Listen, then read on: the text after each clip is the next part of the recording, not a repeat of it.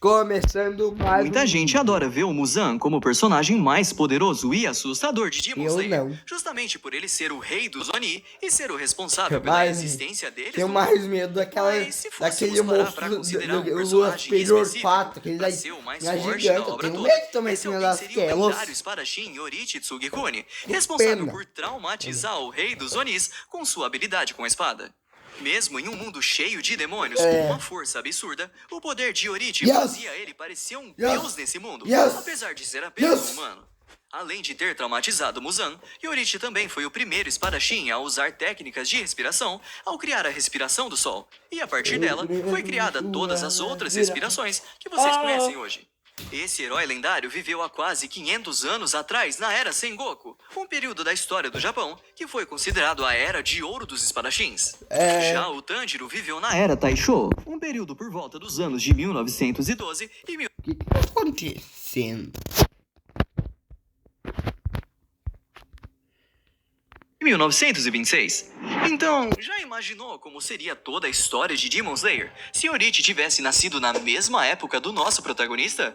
Será que o esquadrão de caçadores de Oni e as técnicas de respiração ainda iam existir? Não. Alguns personagens iam sobreviver ao destino que tiveram na história canônica? E o mais importante, como seria a luta final contra o Muzan? Se ficou curioso para saber como seria essa realidade alternativa, já vai deixando seu ultra like e se inscrevendo aqui no canal para ficar por dentro dessa e de outras teorias que vamos fazer de outros animes por aqui, beleza?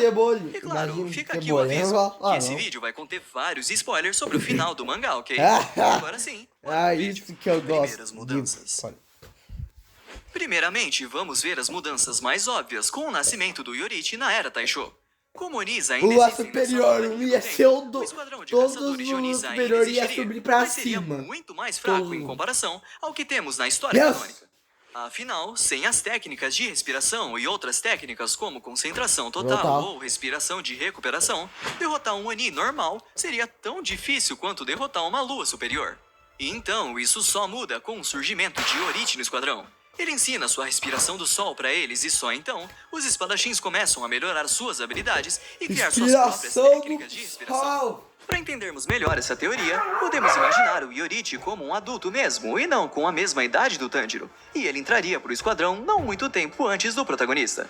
Vamos supor que todas as respirações usadas pelos Hashiras só foram criadas a partir desse momento. Ou seja, Rengoku foi o primeiro Hashira das chamas, Tomioka foi o primeiro Hashira da água e por aí vai. Curiosamente, como as respirações não existiam na época da Kanai e a respiração do inseto de Shinobu foi derivada da respiração da flor de sua irmã, é provável que Shinobu seria a Hashira da flor dessa vez, e não do inseto. Justamente por terem sido os primeiros, eles não tiveram séculos para passar suas técnicas adiante e permitir que as novas gerações melhorassem suas habilidades de respiração. Por isso mesmo que agora os caçadores tenham conseguido uma enorme vantagem contra os Oni, o Muzan não se importa. Afinal, após tantos séculos de vida, nunca surgiu um espadachim forte o bastante para se comparar com sua força, e não ia ser diferente dessa vez. Ao menos é o que ele pensava, né? Falando no Muzan, seus Luas superiores teriam uma classificação diferente, já que o Kokushibo, o Lua Superior 1 e também irmão gêmeo de Yorichi, só começou a viver agora. Portanto, é provável que o Lua Superior 1 seria o Doma, enquanto o número 2 seria o Akaza. Tanjiro. Quanto à vida de Tanjiro nessa realidade, algumas coisas poderiam se manter iguais. Por exemplo, na linha do tempo original, Muzan atacou a família de Tanjiro provavelmente com dois motivos em mente. Por eles conhecerem a técnica da Hinokami Kagura e para tentar criar um Oni imune ao sol. No entanto, como a dança do deus do fogo ainda não existe nessa nova linha do tempo, Muzan apenas ataca a família do garoto para tentar gerar o Oni perfeito mesmo. Toda a família de Tanjiro não sobrevive à mutação de sangue do Muzan e morrem, com exceção da Nezuko.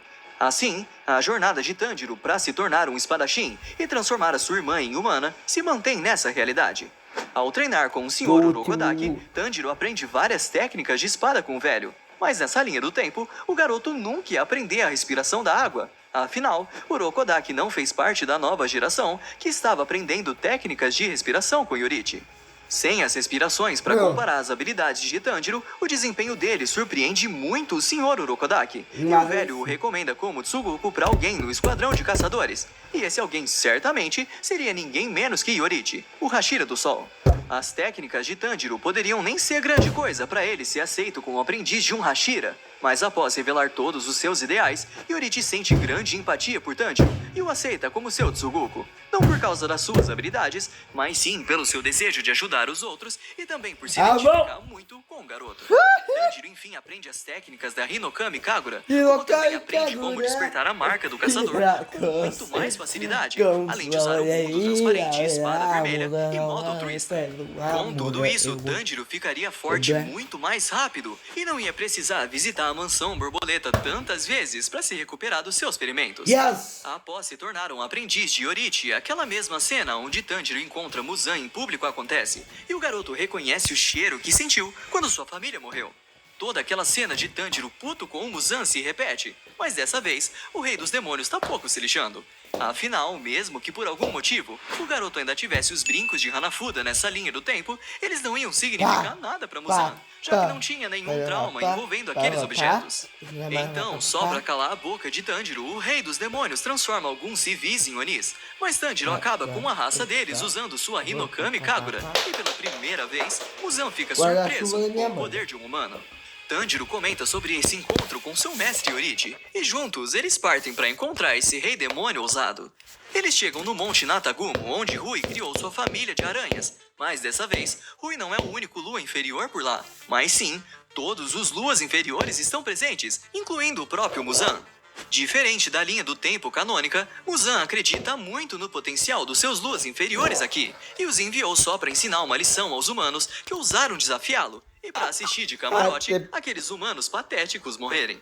No entanto, Yorite mata todos os luas inferiores como se fosse brincadeira de criança, e durante a briga, Muzan acabaria sendo pego nos golpes de espada do espadachim. Afinal, para que ele iria se prevenir contra um Hellis humano, não? Mas esse orgulho e descuido iam resultar em um golpe que, apesar de não matar o Muzan, seria o suficiente para feri-lo gravemente, como ele nunca se feriu em séculos. O Rei dos Demônios foge para bem longe dali, pois agora ele enfim criou trauma pelo Yorite.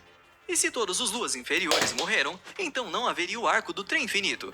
E se por algum milagre esse arco ainda existisse, um demônio mais fraco, que nem é lua inferior, seria o responsável pelos ataques do trem, coisa que não vai ser nenhum problema pro nosso Hashira das Chamas. E caso tudo ocorra como na linha canônica, o encontro entre Tanjiro e Rengoku não seria contra um lua superior, pois Muzan só havia enviado a casa pro trem por saber que o garoto dos brincos de Hanafuda estava lá. No entanto, esses brincos não significam nada para Muzan por aqui. Ou seja, Rengoku ia continuar vivo nessa linha do tempo. O novo Lua Superior 1. As notícias de que um único humano foi capaz de matar todas as luas inferiores percorrem o mundo inteiro, e os humanos veem uma grande esperança para derrotar os demônios de vez. Essa notícia também chega em Michikatsu, o irmão gêmeo de Yorite, e sua inveja imensa pelo talento do irmão começa a transbordar. Nesse meio tempo, Muzan surge para Michikatsu e faz a proposta de transformá-lo num demônio poderoso. Dessa vez, ele não estaria calminho, mas bastante ansioso e até desesperado por ajuda, pois tinha acabado de desenvolver o seu trauma por Yorite e precisava do máximo de ajuda possível. E ninguém melhor que o irmão invejoso e cheio de ódio do espadachim para ajudá-lo nessa missão. Os dois só tinham que ganhar com esse acordo, e assim, Michikatsu se torna um Oni e adota o seu novo nome, Kokushibo. Sua força quase comparável à de... pois tinha acabado de desenvolver o seu trauma. E para melhorar ainda mais as habilidades do seu novo aliado, e também testá-lo, Muzan ordena que a casa e Doma lutem contra Kokushibo. E nem precisava pedir, pois os dois demônios teimosos não estavam muito felizes em ver alguém subir de rank assim tão rápido e lutam individualmente contra o novato. Sabe aquele encontro que Kokushibo e a casa têm na linha do tempo canônica, onde dá pra ter uma ideia de que o Akaza foi solado pelo espadachim numa luta no passado?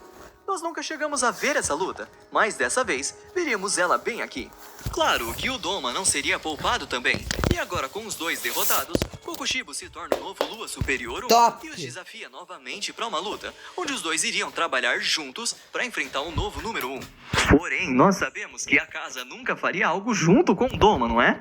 O ódio que ele sente pelo seu companheiro não ia permitir isso, mas o próprio Muzan ordena que essa luta aconteça, pois isso iria medir o nível de poder do novo Lua Superior 1.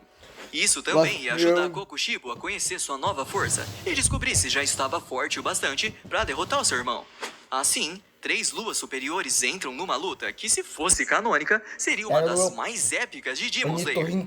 A casa Idoma até poderia dar algum trabalho, mas Kokushibo tá em outro nível, né? Ele enfim prova o seu valor e a preocupação de Muzan começa a sumir, pelo menos um pouco.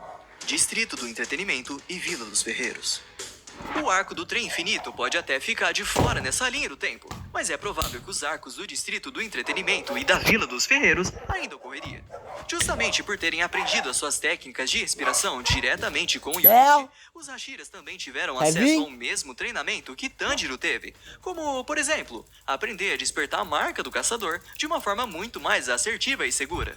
Não só o Tanjiro, como também o Tengen, Zenitsu e Inosuke poderiam revelar sua marca na luta contra Gyutaro e Daki, e com todo esse poder, o combate contra os dois Onis não seria tão difícil assim, e Tengen não ia precisar se aposentar da sua vida como Hashira. O mesmo acontece na Vila dos Ferreiros. Muichiro humilha o Kyoko ainda mais com sua habilidade por já ter passado pelo treinamento da marca do caçador e ter muito mais domínio sobre a técnica. E o mesmo vale para Mitsuri, que derrota Hantenko sem precisar da ajuda do Tanjiro e companhia. Assim, toda a história progride quase da mesma maneira que ocorreu na linha do tempo canônica até chegarmos ao Arco do Castelo Infinito. Não, Mesmo que deixa. nessa nova realidade o Tengen estivesse na ativa como um Hashira, ele muito provavelmente ainda continuaria com sua função de proteger a família Ubuyashiki, já que Kira seria essencial para essa batalha final. E talvez aqui nem precisaria da presença do Shinjuro para ajudá-lo como guarda-costas, pois Tengen estaria em perfeitas condições de proteger os Ubuyashiki. E, sinceramente, os Onis estariam bem ferrados nessa nova realidade, pois até agora, o esquadrão de caçadores não perdeu nenhum dos seus pilares, enquanto Muzan continua com as poucas linhas de defesa que tinha canonicamente. E justamente por Rengoku não ter sido morto por acaso, não teria nenhum motivo pessoal pro Tanjiro querer enfrentar o Lua Superior 3. Por isso, caso esses dois se encontrassem no Castelo Infinito, não teriam motivos pessoais para eles continuarem a luta a todo custo. Como Tanjiro precisava encontrar Muzan o mais rápido possível, Rengoku aparece e enfrenta a casa no lugar do Tanjiro, e só aqui a luta épica deles tem início. E agora que o Hashira das Chamas dominou a marca do caçador, estado altruísta e mundo transparente, é bem difícil de imaginar ele perdendo essa luta. Realmente. Como o antídoto para reverter Onis de volta para a forma humana já tinha sido criado pela Tamayo, poderia até mesmo ocorrer o inverso da história canônica, onde Rengoku imploraria para a casa desistir de ser Oni e voltasse a ser humano. No entanto, a casa recusaria.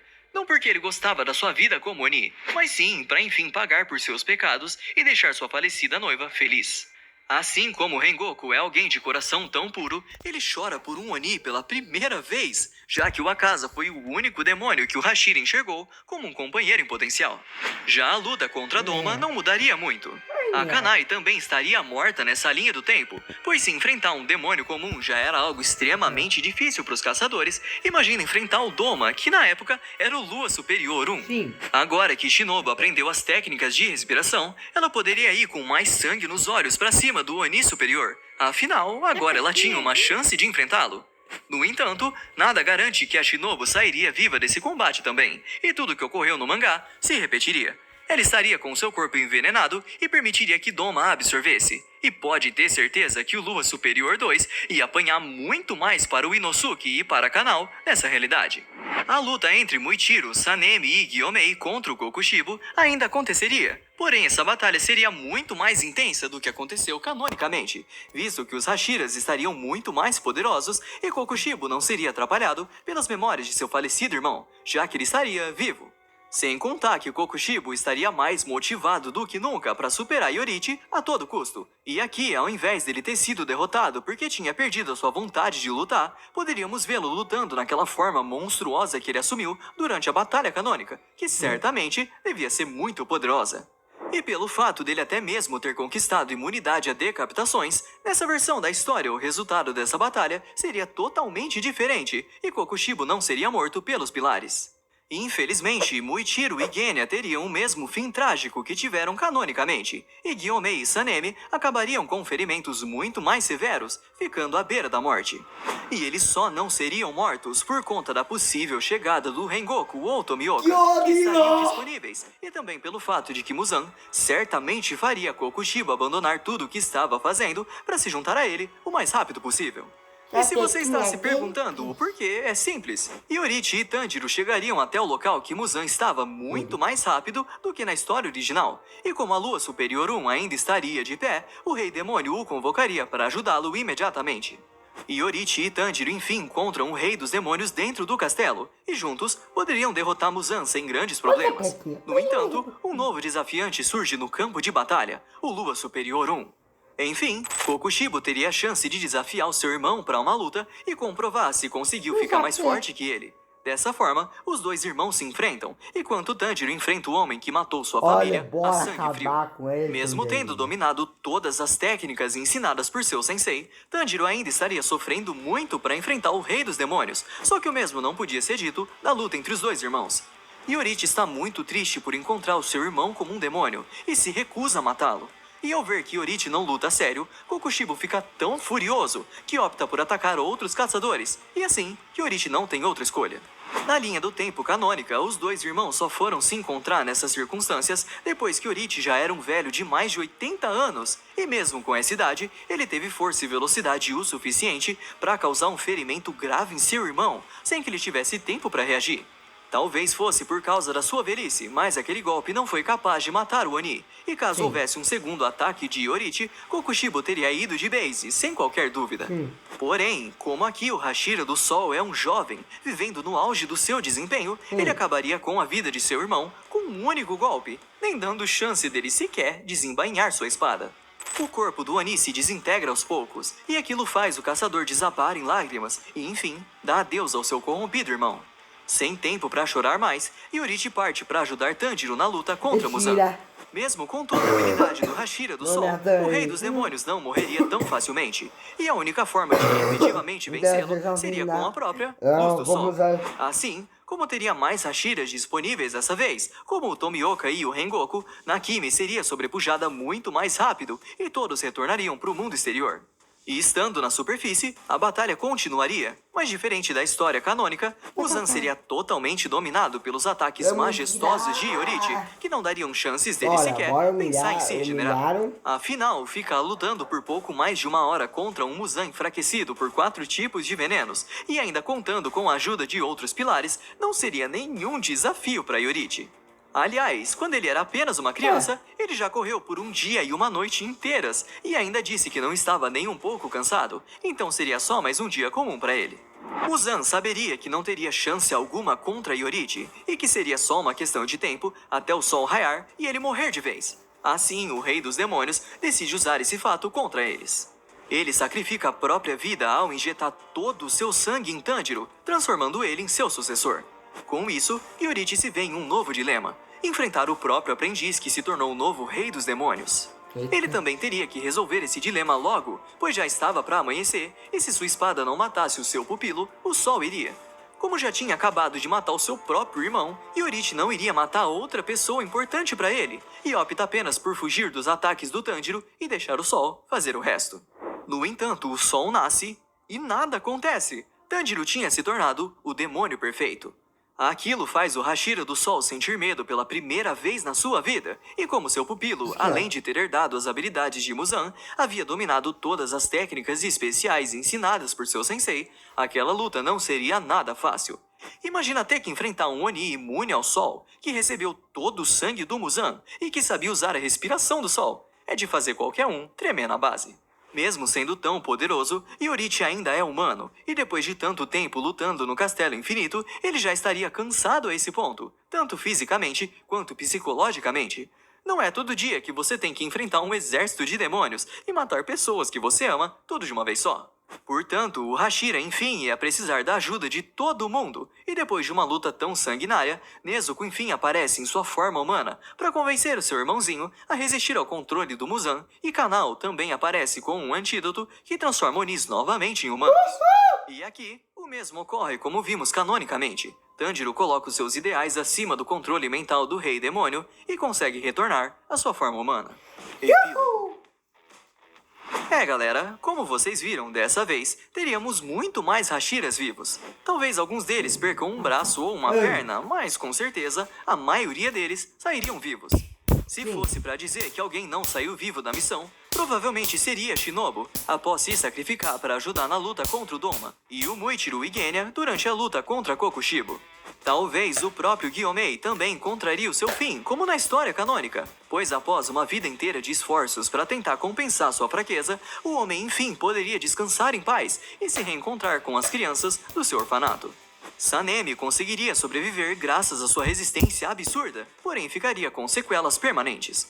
Mitsuri e Obanai se tornariam oficialmente um casal, e Rengoku não precisaria saborear cada refeição como se fosse sua última, pois agora o esquadrão de caçadores seria dissolvido.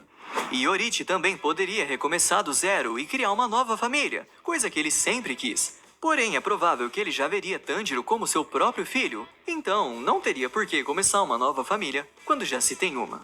E essa seria a realidade de Demon Slayer, caso Yorichi tivesse nascido na mesma época do Tanjiro. E aí, desceu uma lágrima aí quando um monte de Hashiras continuaram vivos e realizaram seus sonhos? Pois é, a gente entende.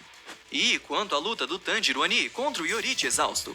Acham que esse duelo teria sido muito mais problemático pro Hashira do Sol, sem a ajuda dos espadachins ou da Nezuko? Sim. Da lógica do x² de ornitorrinco, que tá aqui, pega um ornitorrinco voador, diria que sim, seria. Tá cansado, com um cara que tá completamente com energia. Abalado psicologicamente, fica difícil. Tá, minha gente? Pega um ornitorrinco voador, fui.